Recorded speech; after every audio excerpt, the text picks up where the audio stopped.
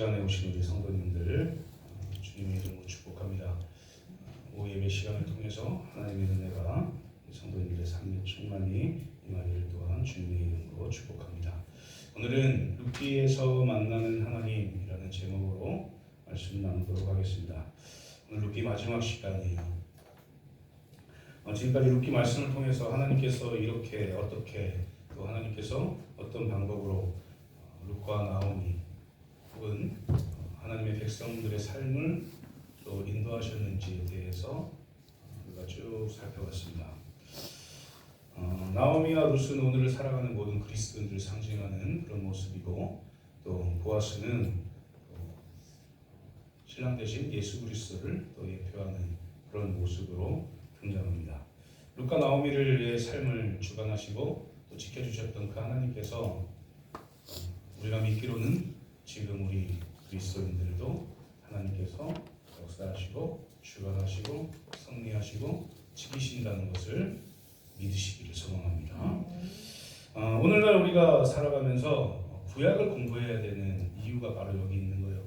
구약의 하나님은 그때만 있는 것이 아니라 구약의 하나님께서 행하신 그 역사와 그 기적과 능력은 구약의 그때만 있었던 게 아니라 그 하나님께서 지금도 우리의 삶을 통해 우리에게 역사하고 계신다 라는 사실을 믿기 때문에 우리가 구약을 공부하는 거예요.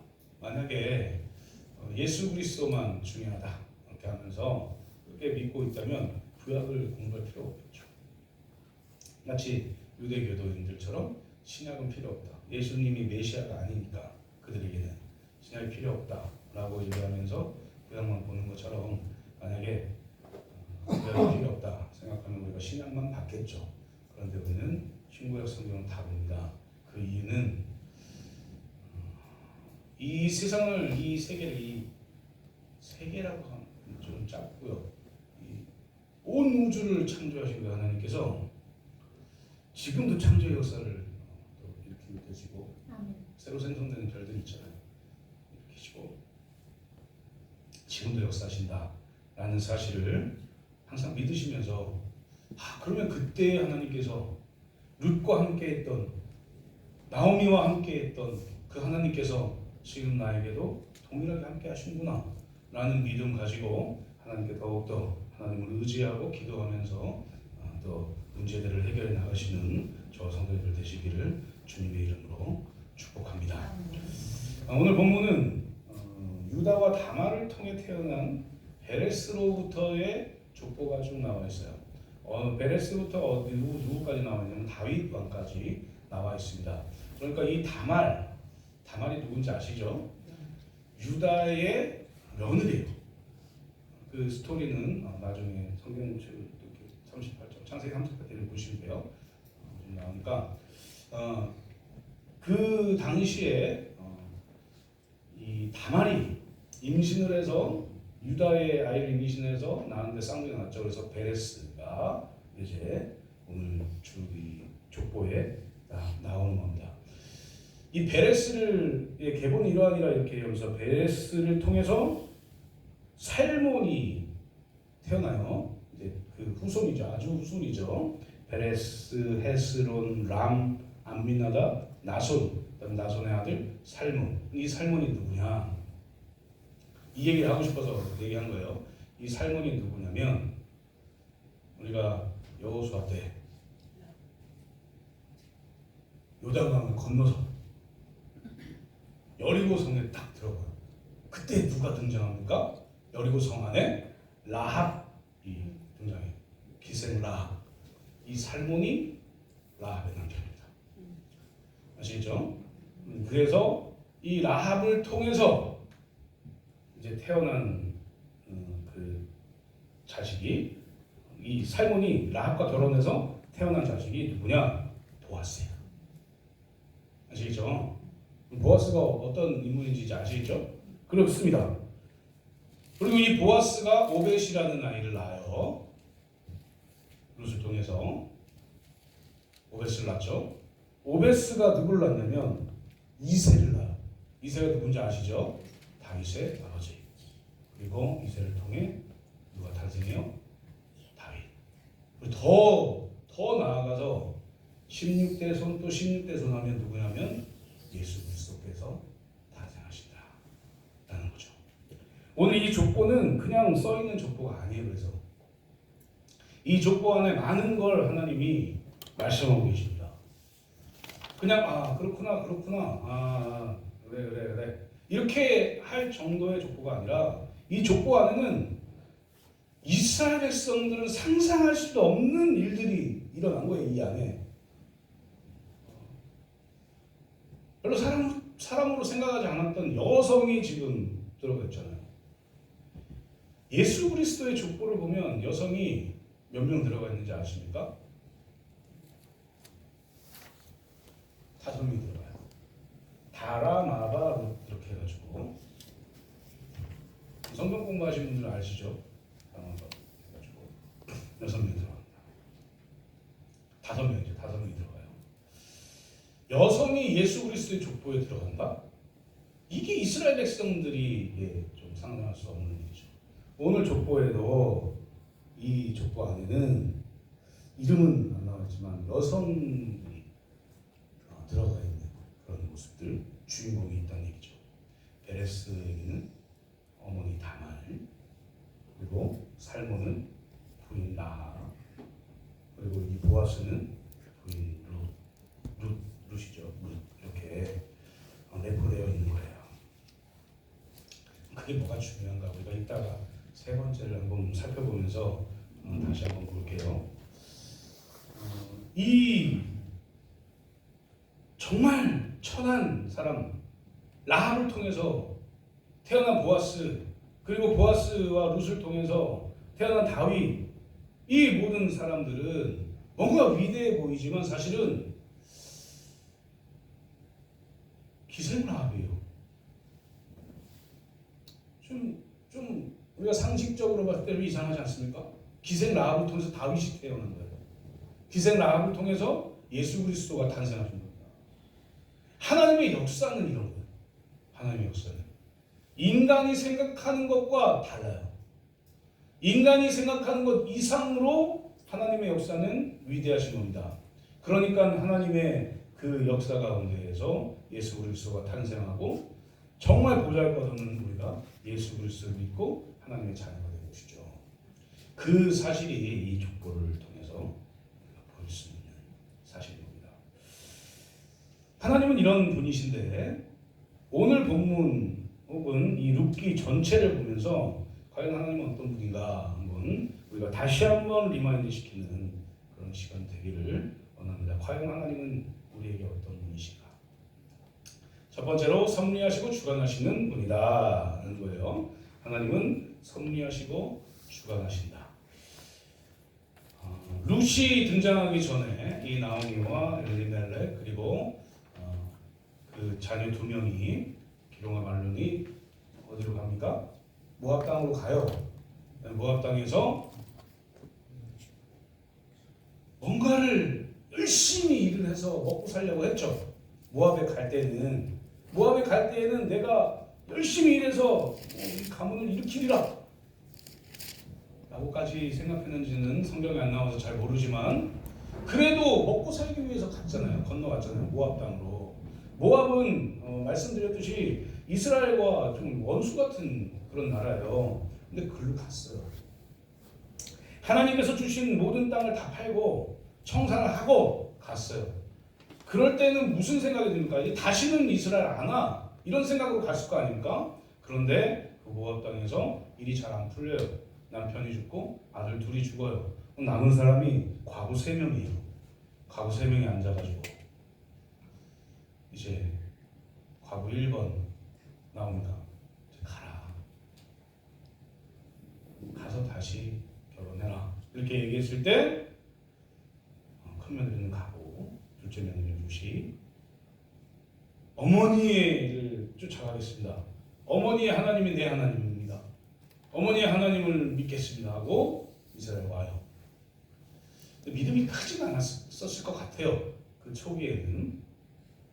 그렇게 옵니다. 와서 누구를 만나냐? 보아스를 만나게 돼요. 한 번도 생각해보지 못했을 겁니다. 한 번도. 이 나오미와 룻은 와서 보아스라는 인물을 만날 거라고는 한 번도 생각하지 못했을 거예요. 그런데 하나님께서 하나님의 뜻에 따라 이 일을 기적적으로 딱 만나고 이런 게 아니라 순차적으로 상식적으로 만나게 하시고 일을 해결하시고 그렇게 섭리하고 계신다는 것을 이 룻이 느낀 거예요. 느낀 거. 하나님께서는 이 룻과 나오미를 섭리하시고 주관하시는데, 이 삶을 주관하시는데 뭔가 신비적인 방법으로 모든 것을 다 해결하시지 않으십니다. 지극히 상식적이고 지극히 우리가 알만한 것들을 가지고 일을 해결하시고 섭리하시고 주관하세요. 만약에 하나님께서 신비로운 것들만 가지고 일을 하시는 분이다 라고 이야기한다면 우리가 살 필요가 없습니다. 사실은 상식적으로 살 필요가 뭐가 있겠습니까? 하나님 이거 해주세요.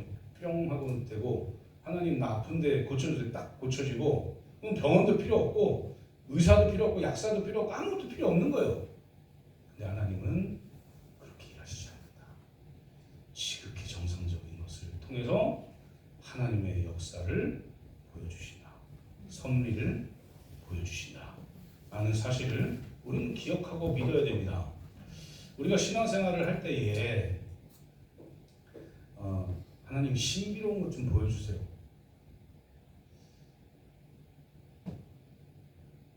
가끔 보여주실 때도 있죠. 그런데 90% 이상은 정상적인 우리 일상생활에서 하나님을 만나게 하신다는 거예요. 그게 하나님의 뜻인 거예요. 그래서 우리가 하나님 제발 나 이런 것 좀 보여주세요. 제발 이런 기적들을 제가 체험했으면 좋겠습니다. 할 수도 있죠. 하나님은 능력이 있으시니까. 그런데 모든 일을 그렇게 하나님이 하시지 않는다는 거죠. 룻과 나오미에게처럼 유력한 자 보아스를 만날 수 있도록 섭리하시고 그 길로 가게 하시고 그것을 주관하고 계신다는 거예요. 우리의 삶도 마찬가지입니다. 사랑하는 성도님들, 우리의 삶도 마찬가지예요. 우리에게 가장 좋은 것을 주시고 우리를 섭리하시고 주관하시기 위해서 정말 가장 상식적인 길로 인도하세요. 그리고 그 길 가운데에 하나님의 역사를 우리가 경험하고 느끼고 체험하는 겁니다. 그게 하나님이 원하시는 그리스도인의 삶이에요. 사랑하는 성도님들, 기적만 믿으셨습니까? 혹시 기적이 빨리 일어나가지고 뭔가가 좀 됐으면 좋겠는데 그럼 쉽게 실망해요. 하나님은 그러지 않아요. 그러니 일상에서 섭리하시고 일상의 삶을 주관하시는 우리 하나님을 믿으시고 룻과 나오미에게 했던 그 모든 것들 나에게도 이루어질 수 있겠구나 라고 생각하고 답답한 현실 가운데서 하나님께 하나님 정말 잘 해결될 수 있도록 계획 가운데 잘 해결될 수 있도록 도와달라고 기도하시고 그 가운데에 모든 문제를 해결받아서 정말 하나님 살아계시는구나 이렇게 고백하면서 나아가시는 저 성도들 되시기를 주님의 이름으로 축복합니다. 두 번째 하나님 어떤 분이냐? 회복하시고 성숙하게 하시는 하나님입니다. 회복하시고 성숙하게 하신다. 룻기 1장 보면 룻과 나오미는 모압 땅에서 남편도 잃고 가진 재산도 다 잃고 그런 이렇게 얘기하면 좀 비하가 될 것 같아서 얘기를 못하겠는데 어쨌든 모든 걸 다 잃고 아무것도 없이 가나안 땅으로 와요. 하나님이 약속한 땅. 다시 와요. 다시 오면 뭔가 일이 확 하고 변할 것 같이 생각할 수도 있잖아요. 그런데 모압 땅에 있거나 지금 가나안 땅에 있거나 똑같이 과거예요. 그냥 이 룻이 하나님을 그냥 믿고 그 초기 신앙으로 이 가나안 땅에 나오미와 함께 온 거예요. 이렇게 온 이 룻과 나오미에게 2장에서는 은혜를 베푸셔가지고 살아갈 수 있도록 이삭도 죽게 하고 보아스 만나가지고 뭐 여러 가지 일을 겪게 합니다. 점점 이게 돼가는 걸 보세요. 3장에 보니까 조금 상황이 바뀌어가지고 보아스 만나가지고 기업을 물을 사람이 보아스라는 것을 알아요. 그리고 하나님께 기도하죠. 기업을 물을 수 있게 해달라고 기도했겠죠. 하나님이 일을 만들어 가십니다. 그러니까 이런 일들을 계속 경험하면서 처음에 하나님은 천지를 창조하시고 우리 어머님이 믿는 하나님이야 라고 그 정도의 신앙을 가지고 있었다면 이제는 눈으로 보고 지식으로 알아서 하나님이 이렇게 역사하시는 분이구나, 하나님이 이렇게 섭리하시는 분이구나, 하나님을 의지하고 믿고 나아가면 내 삶을 보장받을 수 있겠구나 라고 생각할 수 있는 믿음까지 성숙하게 된 겁니다. 그리고 마지막 4장에서는 그 믿음이 이루어지는 걸 보죠. 보아스가 결혼해요. 그리고 그를 통해서 다윗 왕이 태어나게 되는 거예요. 그리고 예수 그리스도가 탄생하게 되는 것입니다. 이 모든 것들을 룻과 나오미가 경험한다. 그리고 그 경험을 통해서 그들의 믿음이 계속 성장해 나가는 것을 볼 수가 있어요. 그리고 성숙하게 되는 것을 볼 수가 있습니다. 룻과 나오미는 사실은 정말 살 수 있을까? 할 정도의 사람이었단 말이에요. 사회적으로 봤을 때, 야, 이 두 여인이 뭘 먹고 살까? 이 두 여인이 왜 왔을까? 가나안에 왜 왔을까? 라고 생각할 정도로 그랬던 사람들이라는 거죠. 처지가. 그런데 하나님을 온전히 믿고 하나님께서 회복시킨다는 것을 믿으니 하나님께서 이들의 길에 아주 대로를 펼쳐주시는 거예요. 그래서 섭리하신 가운데 보아스 만나고 이 보아스를 통해서 기업을 부르는 이 룻은 다윗 왕에 태어나는 것에 조상이 되고, 이 나오미는 잃어버린 기업을 다시 찾게 되고, 이런 일을 경험하게 되는 거예요. 그렇게 경험하면 어떻게 됩니까? 이들의 믿음이 더 성숙해지는 거죠. 하나님은 이런 분이구나. 하나님은 이렇게 기도하니까 이렇게 들어주시는 분이구나 라고 성숙해지는 거예요.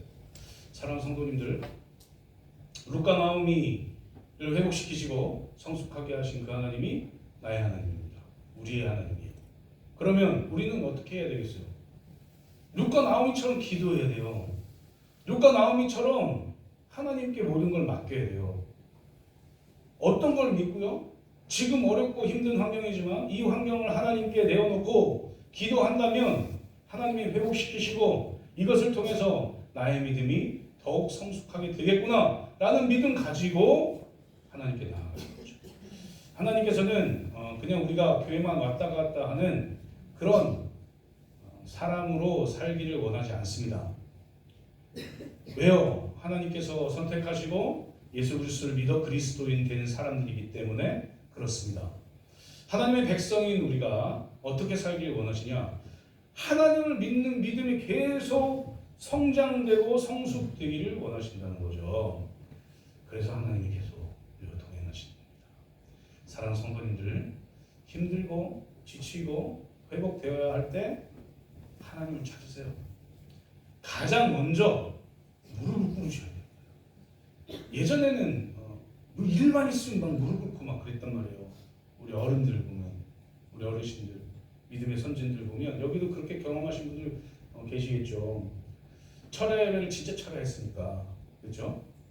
사회적으로 그럴 수 있었을 때니까 그랬겠지만, 애기 업고 방바닥에서 마룻바닥에서 무릎 꿇고 밤새 기도하시고 이런 분들도 계셨고, 제가 있던 교회 모교회에서도 그런 분들 계셨고, 성령의 체험을 하시고 이런 분들도 계셨고, 어쨌든 그런 우리가 그냥 교회만 왔다 갔다 하는 그런 아주 기초적인 믿음에서 경험들을 계속하는 거예요. 회복의 경험, 고쳐짐의 경험, 성숙하게 되는 경험들, 이런 것들을 통해서 계속 우리의 신앙이 룻과 나오미처럼 계속해서 성장해 나가. 이 일을 하나님이 우리를 통해 하신다는 겁니다.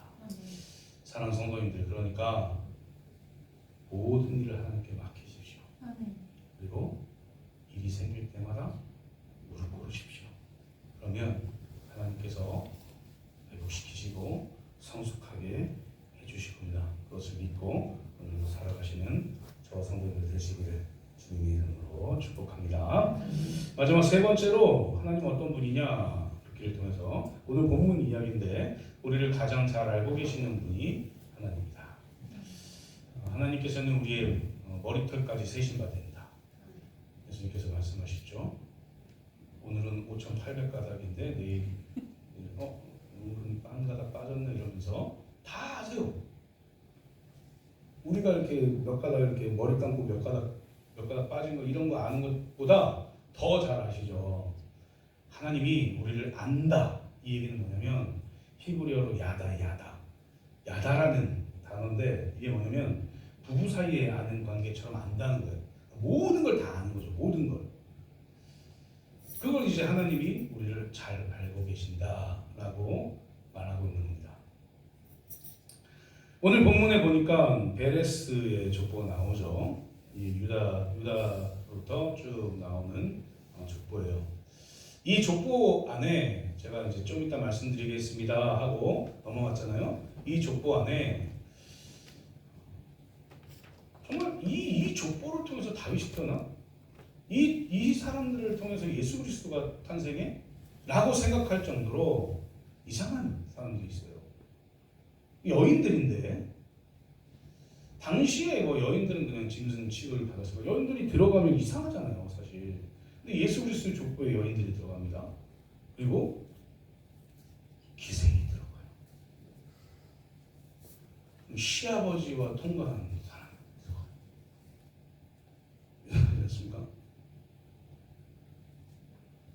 이방 여인이 들어가요. 오늘 이 주인공으로 이방 여인이에요. 이스라엘 백성들이 가장 싫어하는 사이가 별로 안 좋은 나라의 여인이에요. 이 여인들을 통해서 하나님이 다윗을 태어나게 하시고 예수 그리스도가 탄생하게 하셨다. 하나님은 무엇을 보시냐면 예수 그리스도께서 이 땅에 오신 이유가 뭡니까? 죄인을 위해서 오셨잖아요. 의인을 위해서 오신 게 아니에요. 하나님은 무엇을 봤냐면 이들이 당신을 믿느냐 안 믿느냐를 보신 거예요. 구원은요, 내가 선골이냐 진골이냐 그런 게 중요한 게 아니라 하나님을 믿고 있느냐, 예수 그리스도를 믿고 있느냐, 아니면 교회는 나오는데 믿지 않고 있느냐 라는 것을 통해서 구원이 이루어진 겁니다. 사랑하는 성도님들, 예수 그리스도 믿으시죠? 예수 그리스도께서 십자가 지신 이유를 우리는 알죠? 예수 그리스도께서 부활하신 이유도 우리는 압니다. 우리가 나중에 죽고 예수 그리스도 재림하셨을 때 죽은 자들이 일어나 신령체로 변하여, 이게 이제 부활하신 예수 그리스도잖아요. 이 신령체로 변할 것이라는 것을 처음으로 보여준 게 예수 그리스도예요. 그래서 우리도 부활하면 그렇게 되는 거예요. 믿으시죠? 그렇게? 그 믿음을 가지고 있으면 우리는 구원합니다. 이게 가장 기초적인 믿음인 것입니다. 성령 하나님을 믿게 하신. 그리고 더 나아가서 계속해서 하나님을 신뢰해야 돼요. 왜요? 죽은 우리를 살리셨잖아요. 아무도 거들떠보지 않을 그런 자들을 집중해서 살펴보신단 말이에요. 하나님이. 이게 대단하다고 느껴지지 않습니까? 죄인이면 그냥 버려진 사람인데 하나님은 이 죄인을 집중해서 봐요. 내가 널 알고 있지만 더 알고 싶어. 내가 너가 어떤 마음을 가지고 있고 어떤 사람인지 알고 있지만, 너가 죄인인지 알고 있지만 내가 너에게 더 관심을 가지고 싶어 라고 눈동자를 우리에게 돌리시는 거예요. 거들떠보지 않았던 이 기생과 여인들과 이방 사람들과 이런 사람들을 하나님은 보셨다고요. 그것도 집중해서 보셨어요. 그리고 그 여인들을 통해서 상상하지도 못할 일들을 행하십니다. 그게 다윗에 태어난 예수 그리스도의 탄생이에요. 사랑하는 성도님들, 우리는 자랑할 것이 하나도 없는 존재들이에요. 우리가 자랑하는 그 순간 아무것도 되지 않습니다. 우리가 교만하는 그 순간 모든 걸 다 잃을 수도 있어요. 예수 그리스도께서 이 땅에 오셨을 때 겸손으로 오셨습니다. 그리고 우리는 그 예수 그리스도를 믿는 사람들이에요. 그래서 우리도 겸손해져야죠. 왜요? 죄인인 우리, 보잘것없는 우리, 죽은 우리를 신부로 맞이하셨기 때문에. 사랑하는 성도님들, 우리를 가장 잘 알고 계신 그 하나님을 의지하면서 가장 잘 알고 계시니까 가장 필요한 것도 알고 계시고, 그러니까 기도하면 다 주시겠죠. 이런 믿음 가지고 오늘도 온전히 하나님 의지하며 살아가시는 저와 성도들 되시기를 주님의 이름으로 축복합니다. 이제 말씀